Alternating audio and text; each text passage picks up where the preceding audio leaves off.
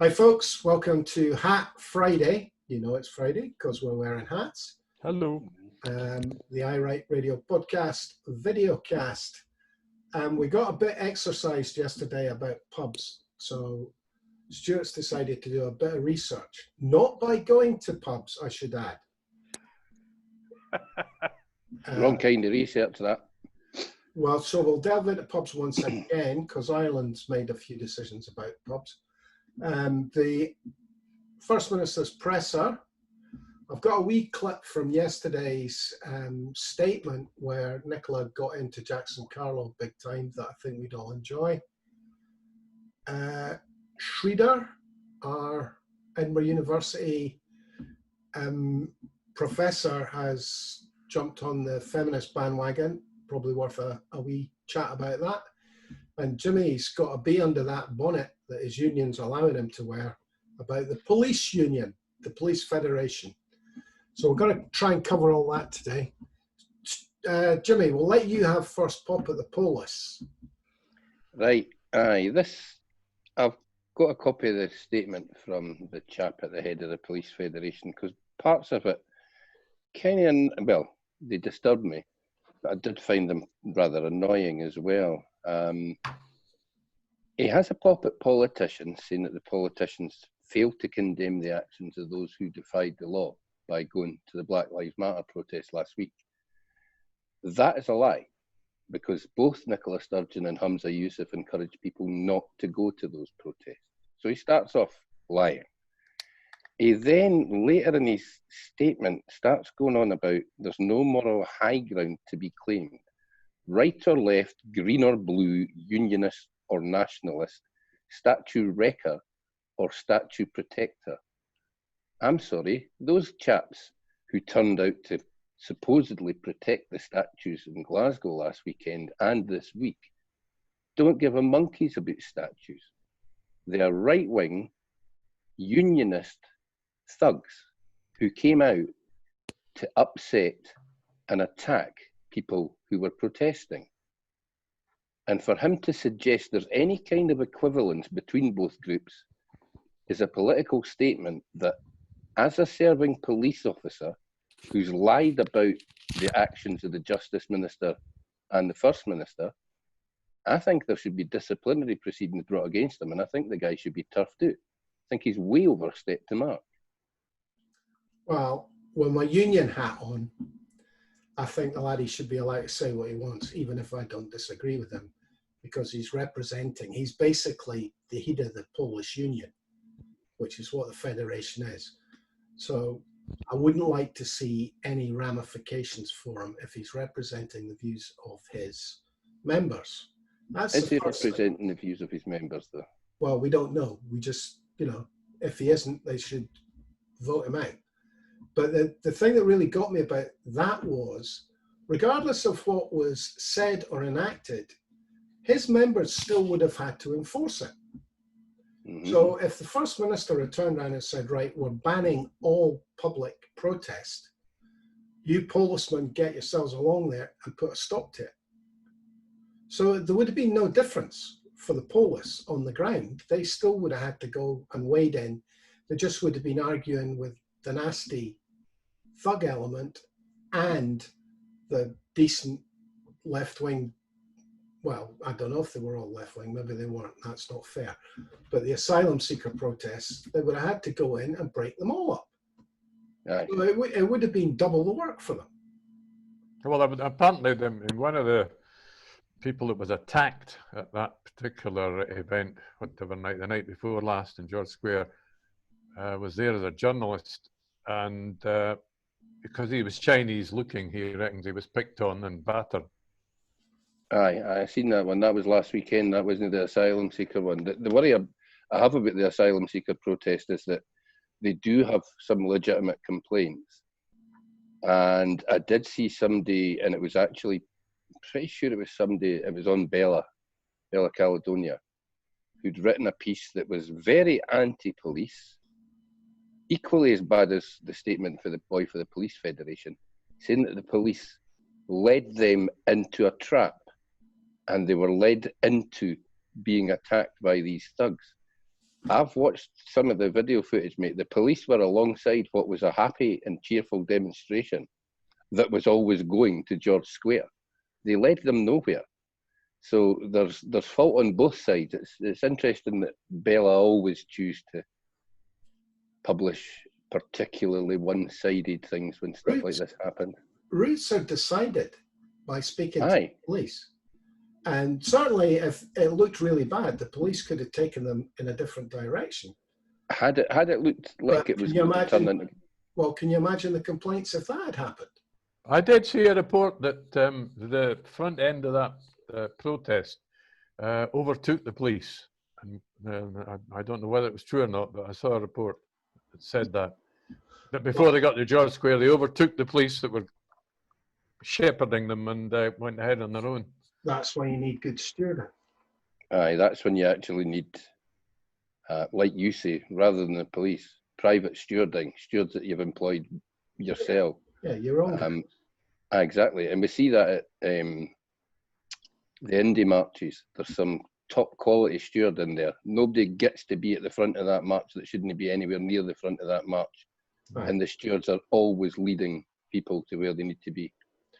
The other thing that the guy, the photographer guy, who, well, he didn't get a kicking or anything. He kind of got intimidated and pushed about a wee bit. But he was moaning because the police asked him to leave. And I often wonder if these guys have ever been at the sharp end of this kind of thing. Yeah. Before. In that situation, the police are looking out for him by asking him to leave. Aye, and what they're doing is they're making sure their workload doesn't go crazy. Mm-hmm. You know, because if you start trying to drag away 6 violent thugs, you end up fighting with 200. It was a really interesting piece that he wrote. It got me really angry when I first read it. But when I went back and reread it, I was still angry, but you could understand absolutely the actions of the police.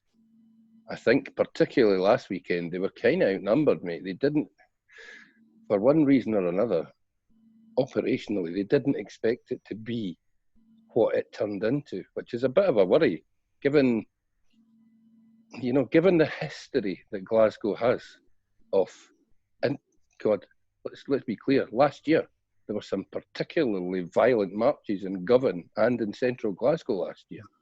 So anything that was happening at this point in time, I'd have suggested should be hugely over-policed. I think they kind of looked at England and thought what they were going to get was maybe 50, 60 guys standing around the base of a statue. I'm not sure that they realised. And sorry, Jimmy, but I do think there was the football element, you know. Oh, of course there was, mate. But they should know that. They should be on the message boards, knowing exactly who's going to be going to these things. True. I mean, on that basis, you bring in the football element. There is, we're talking, and then you've got the possibility of orange walks, which have all been cancelled for the 12th, which is rushing up on us. But there's talk on the social media about them having car convoys instead of the orange walks. I do hope I'd make an appeal now because, like, I'm totally no tech savvy, but if there's anybody out there that watches this thing that is tech savvy, I believe they're going to have a huge virtual orange walk on the 12th with loads of lodges for all over the country joining in. Please somebody hijack that and play like the Mr. Blobby music over it or something instead of the flute band stuff that they play. Because it would be hilarious to see them all virtually marching in their house to some ludicrous soundtrack. Well, Jimmy, to be perfectly frank with you, I would encourage virtual orange marches because you didn't have to see them. Aye, true. I hope it becomes the fashion. Okay, guys, the presser today, Nicola Sturgeon's presser, after announcements yesterday, which are quite complicated. I mean, I've had to have a look at them a couple of times. There was a few questions about, was your communication working? But the main thrust seemed to be the new attack line, which is education. Aye. It's interesting that she ended with a speech about magic wands and crystal balls, because that's kind of what they're asking her. They're asking her to predict what's going to be the case in August the 11th when schools go back. and we're in the middle of June. I mean, the way that things have moved in this pandemic, asking anybody to predict how things are going to be in 6 weeks is just ludicrous. Totally agree. And I think, I may have have made this point before, but I do think she's boxing clever in allowing everybody else to put the toe in the water before Scotland does. So she's going to have results from Northern Ireland, from England, from Wales, on what they've done to ease lockdown, because they're all basically in different areas a wee bit ahead of us. Well, it's worth pointing out, as the First Minister herself said, that in some respects Scotland will be ahead of the other three nations with their schooling going back on the 11th of August. Mm-hmm. And I'd like to point out that although there was an announcement the other day by Arlene Foster that they're going to reduce the distance for the kids at school in Northern Ireland from 2 metre to 1 metre, there's a howl of protest about that. I don't think the teachers are going to allow it. Is it not weird? Is it not they're going to let the kids get within a metre, but the teachers have to maintain two metres? Aye, that's where Northern Ireland is at the moment. Because that will be difficult. I mean, it'll be difficult in schools to maintain a metre. It will, mate, but well, especially primary schools. The bottom line is the school estate and the school buildings. You can't have social distancing at 2, so we're going to have to accept that it's going to be 1 in schools. The other thing that you get opposition parties in all parts of the country, they're calling out for things that require massive, massive spending, and none of them are saying where that spending's coming from. I mean, in Scotland, you've got the Tories asking for maximum class sizes of 15. The only way you can do that is putting porta cabins everywhere. I think the First Minister's been hinting for quite a few days over this schooling issue that she'd rather go straight for no social distancing, especially with the smaller children, because it's going to be very difficult, if not impossible, to enforce social distancing with small kids. They don't. That's not how they work. It's just, you're right. In nurseries and in primary 1, 2, and 3, it's impossible. Yeah. And I think she's been hinting that that's where she's hoping to get by waiting a bit longer to relax a bit. She's hoping to get quicker to no distance rule at all for the kids. Well, it was interesting. She mentioned today that there'd been 24 outbreaks in England. In schools? In schools. So she's obviously, her people are obviously watching what's going on very, very closely. Yeah, she doesn't accept the accusations from the hyena press that Scotland's been left behind at all. She says it depends which measures you're talking about. Well, it's also interesting to note that England did have Boris tried to force schools back on June the 1st. He got 55%, I think, was the highest number that schools opened. And a lot of those that did open, they weren't even at 50% of pupils, because the people in England weren't convinced their bairns were going to be safe. So he's backtracked on that, and the press have given him a free pass on that. They basically said it's one of his U-turns. Let's be clear, it's a massive one. I think with a different press, this would be a whole different ballgame. Because the question that needs to be asked is, how many lives are you prepared to lose to get back to work? Because the schools are about childcare for workers, as far as the Tories are concerned. Aye, that's what they are. They're not about educating kids. They're about they don't give cleaning up your workforce. You know, they don't care. Oh yeah, it's absolute. It's all about money from the business community that supports the Tories, and it's the Tories that's screaming for them to go back to school because they need their workers back at school. It's just as well that most senior politicians tend to be breeders, though, eh? Because me being misanthropic and not a breeder, Murray asked me that question, I didn't care. I'm sick and tired of hearing about schools. Enough of my tax money goes on schools. I didn't want to hear about it. Go and take the money off me, spend it. Didn't forget it was Stuart and I that paid for your education, mate. Nah, I'd argue that my family paid for that, mate. Talking about Nicola and the attacks from the Tories, here's a wee clip of Nicola yesterday. We did discuss it yesterday, but it's nice to see her actually in action. giving Jackson Carlaw a good kick up the Poohookie. Here we go. Nicola at her best, I would suggest. I do really regret the constant tendency of Jackson Carlaw to try to politicise all of these issues. And, you know, scrutiny is really important, but if anybody doubts that, just reflect on the fact that most of the things that Jackson Carlaw criticises the Scottish Government for, he supports when the UK Government are doing them. And there are many, many examples of that, from schools through to the economy, but perhaps the most egregious example of that inconsistency, if I can put it that mildly, presiding officer, is this. Jackson Carlaw, of course, who led the pack baying for the head of Cath Calderwood, lost his tongue over Dominic Cummings. That is the party political engagement and the inconsistency and the hypocrisy that has no place when you're dealing with a national crisis. Oh, aye, that's a crack there, eh? She did well there. She left him nowhere to go. I like the boy in the background doing the zip your mouth. I just was going to say that Paul Wheelhouse, he did a wonderful zip there. Aye, aye.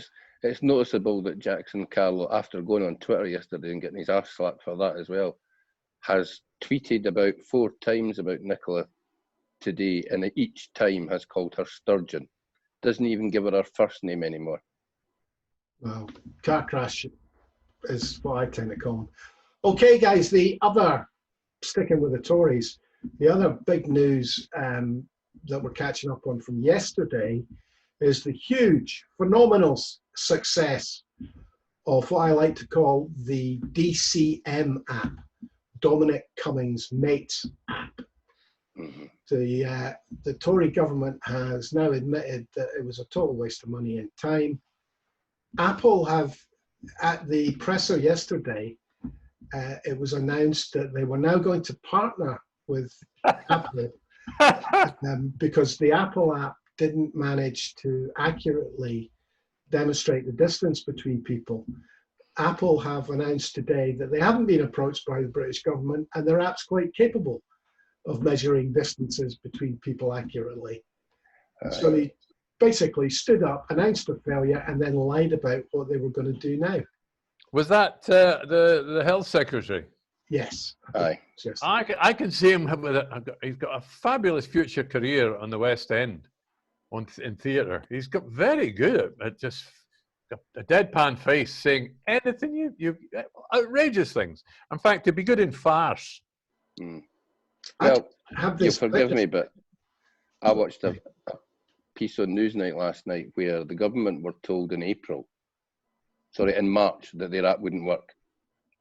They were told by people who have developed open source tech that the Swiss government are using, the German government are using, and because it's open source, the UK government can go and get it for free. And this is, I believe it's Cambridge University, you know what I mean? It's no some diddy wee boy that's came up with it in his garage. But he told them weeks and weeks and weeks ago that their app wouldn't work. And he told them why it wouldn't work. And they just absolutely dismissed what he had to say. It just looks as for Dominic Cummings' nonsense about Apple. He talked yesterday about Apple weren't willing to change their system to help NHSX. Apple aren't willing to change their system for Spotify. They're not willing to change their system for Google. There's a reason for Apple keeping their system like that, and it was security. For years and years, you could have an Apple and know that you wouldn't get hacked, for example. I have this vision of them having a discussion about what questions were coming up, and Dominic Cummings sitting there at the head of the table going, just tell them anything. It doesn't matter. Just make something up. Tell them that Apple think your app's better than their app and they want to come in with you. You know. Are you back with that vision of the guy, what's his name, Jonathan Pye, sitting there talking into his the earpiece of whoever he's pretending to advise. Basically. Oh, he'd be sitting there going, don't mention Apple, don't mention Apple. But he'd be too late because he'd already mentioned Apple. Right, we've had a lot of pops at the Conservatives, and that's really unfair because they're such normally competent people. Although we have to mention Miss Johnson suggesting that nobody in the SNP had ever run a business. Who was that? Aye. That SNP for the Borders, what's the hotel she's in? Basically, she said that the SNP don't care about business. Oh, the Tory MSP. Oh, right. I know. The one that had 6 kids on benefits. And No, not balanced. No, the one that's got about 4 hotels and pretends that she doesn't have 4 hotels and that she's only speaking up for the hotel industry, no speaking up for herself. All right. And she also got fined £52,000 for not giving her employees a pension, which she legally had to do, I think, at the end of last year, the year before. All right. Jimmy, you've got another wee bugbear about Debbie Schreider. Yeah, aye, Professor Schreider, who has had a wonderful pandemic, if you can put it like that. But she tweeted this morning, lunchtime, many prominent men in the UK-wide government response to COVID-19. Where are the women? Now, I have my issues with that because it tends to speak to a wee bugbear I have about the pink tendrils of feminism wrapped tightly around Holyrood.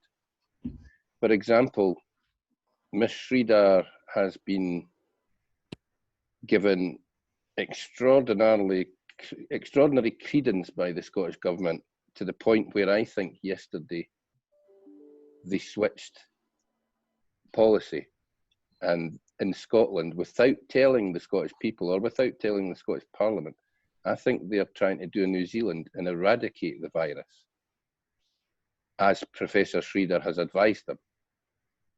But my problem with that tweet is basically, as I say, there's an inherent feminism runs around Holyrood.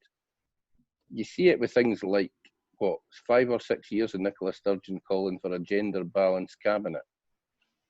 Because we needed to have a gender-balanced cabinet, it's only fair. And then we got that, and now we don't have a gender-balanced cabinet. There are more females than males there. And she says not a single word about that because it suits her. Well, I would say that the present Scottish Cabinet is total justification for what she's done. I would say that the most competent looking of the politicians in the Cabinet are women.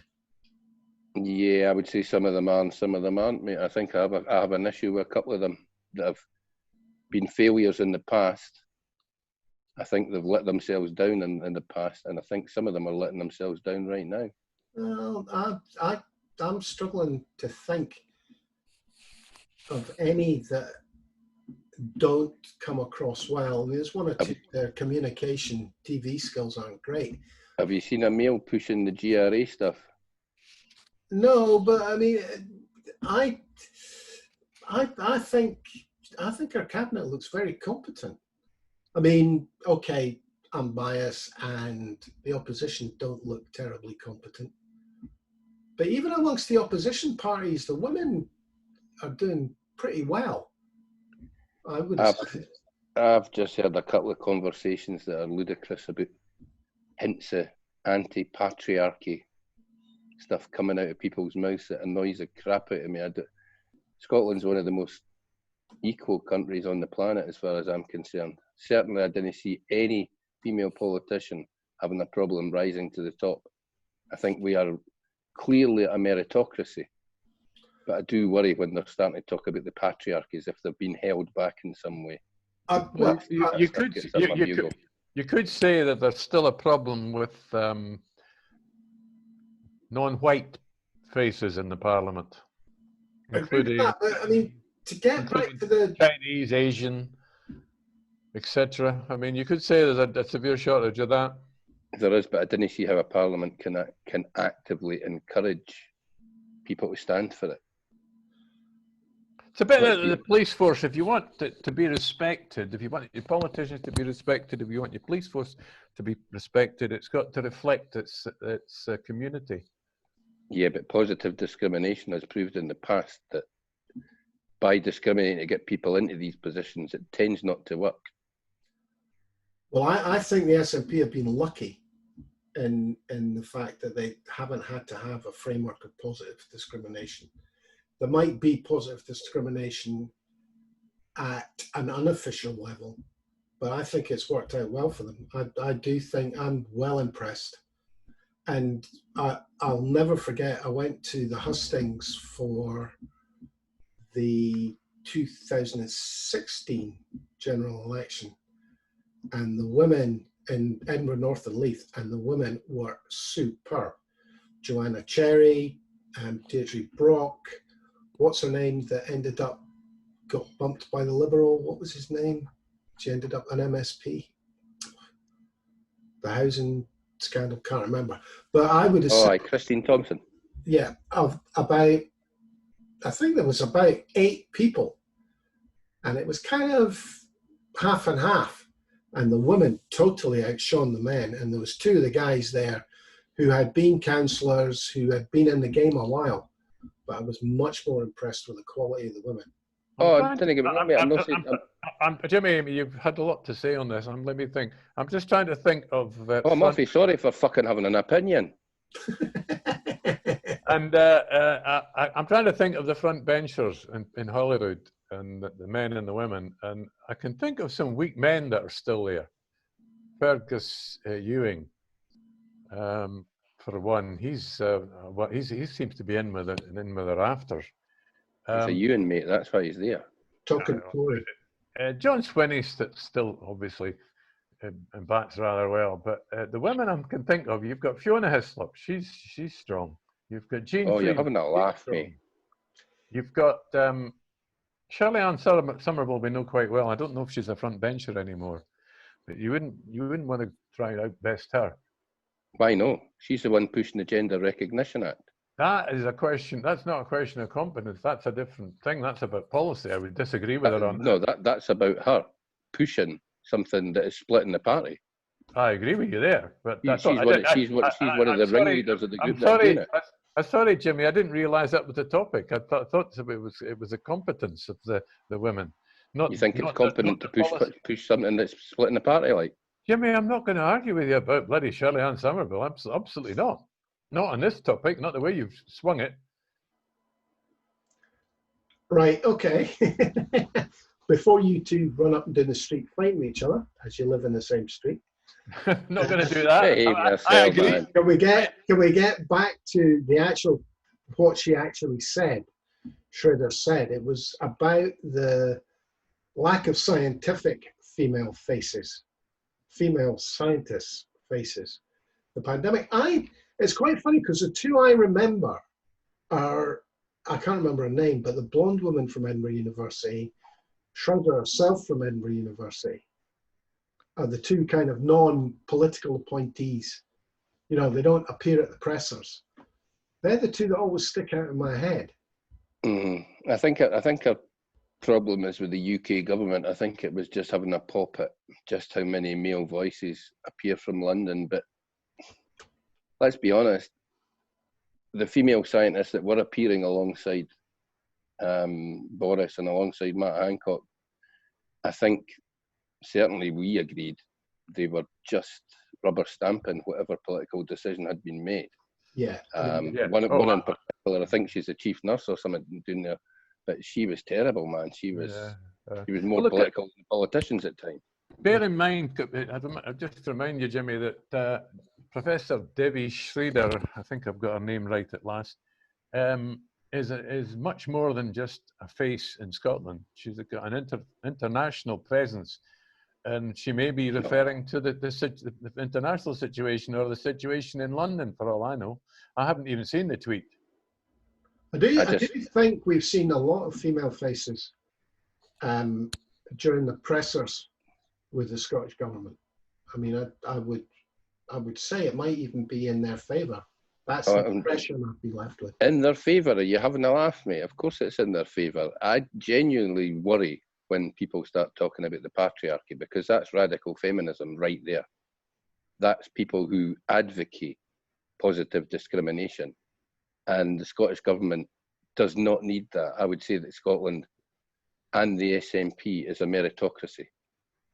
And if they're going to start coming out with language like that, My worry is that there's wee cabals in Holyrood, like the one that are pushing GRA, like the one that pushes the hate crime legislation, that I don't think anybody that's read that agrees with it and knows quite how they're going to push that through Parliament. That's something else I've been waiting to pick up on myself. I'm concerned because I would describe myself as a militant atheist, and I deserve the right to criticise every single bloody religion for being a menace to the world.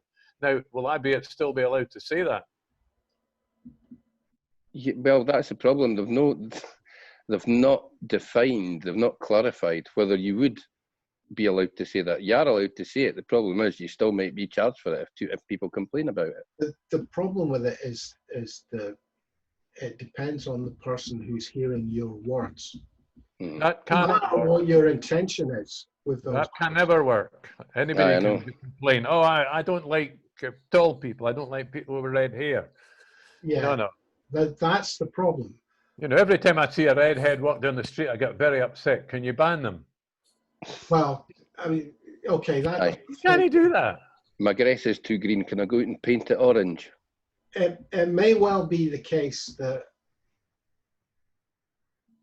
it's one of these weird ones for me. At some point, we have to be able to say it doesn't matter how much it upsets you. Freedom of speech counts more than whether you're upset or not. And this may well be the juncture at which we have to make that decision. Talking about freedom of speech, it's interesting how Trump is falling foul of different angles, but I believe both Facebook and Twitter have censored them this week. They didn't censor in the sense that they took it down. They actually, I think they just labeled it as fake news. Fake news, yeah. I think they took down the Nazi symbol one on Facebook, but the Twitter one about the bairns running towards each other. By the way, I have a slight problem with that. That was a red triangle with a black background. I would imagine it'll be very difficult to find any symbol that hasn't been utilized by some right-wing fascist organization or organization on the far left at some point. Mm-hmm. Well, I didn't realize you were so well informed about red triangles, Noddy. Well, I knew nothing about it till it popped up on Twitter. And well, I know nothing about it, so I wouldn't even. It was a badge. Cast an opinion. It was Never heard of it. It was a badge that was worn by concentration people in concentration camps to indicate what their crime had been. Now, that gets really difficult. That really does get difficult. You know, I mean, is wearing a black jacket going to turn into being part of the SAS? Aye. Can I no wear this flat cap because I look like I've eaten Winston at a still game? Is that offending somebody? That is a good point. I mean, you do look like Winston's from Still Game. I hadn't thought about that. It's you said it, not me. Jimmy, you do not. You buy your round. Winston never buys rounds. Nothing like it. Oh, that's Tam you're thinking of, mate. Oh, is it wrong one? Sorry, it is Tam, right enough. Aye. By the way, folks, you might be wondering why we're all wearing flat caps today. It's us trying to promote our socialist backgrounds, working men, all of us. We'll all be banning women to the snug when we get to the pubs that are open. No, we'll be putting women in the snug. Okay, whatever. Are you daft? We'll be standing outside asking women permission if we can go in. Do you know, it always makes me laugh that there's two pubs I know that turned their snug bars into basically mini wine cellars, which is the exact opposite. You know, it's mostly women that drink wine in pubs, but it's exactly opposite to what their intention was originally, which was to exclude women.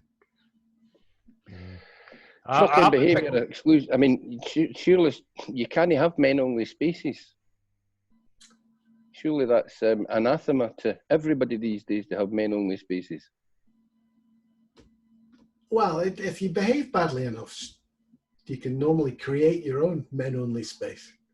Aye, Sauchtons know what I'm thinking of, mate. That's true, right enough. Salton's been Salton, the prison's about the last place you get men on. Oh no, there's a women's wing there now. I know, mate. Cotton Vale was too few of the Bampot, so there's a women's wing at Saughton, I know now. Is that?